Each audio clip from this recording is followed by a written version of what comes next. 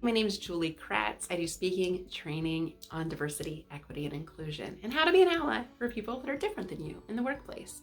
So to create an inclusive culture, we've all got to lead from where we're at.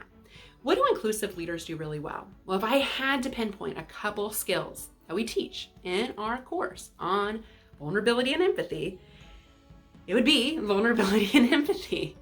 And that means leaning into a conversation and not fully understanding all the complexity of it.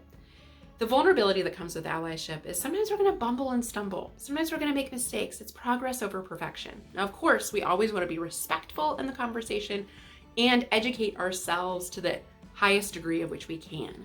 If you can Google search something and find a credible resource, do that first before asking someone what it's like to be them. That's not fair. That's putting all the education on the person that's experiencing the adversity of diversity and making them educate you too. Do your own homework. Be vulnerable, be empathetic. What does it mean to be empathetic? Empathy is not walking around in someone else's shoes. It's like virtually impossible to do, especially nowadays. But think about, how could I take on the perspective of somebody that's different than me? What if they looked at things differently than me? What if they saw it this way?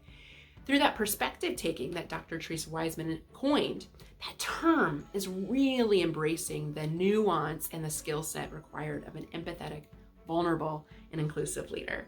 And then, think about the third key piece that we talk about is how to build that trust muscle, how to build a wrapper of trust around this conversation so that we share hard things, but we do it in a respectful way that honors the human experiences collectively of all people.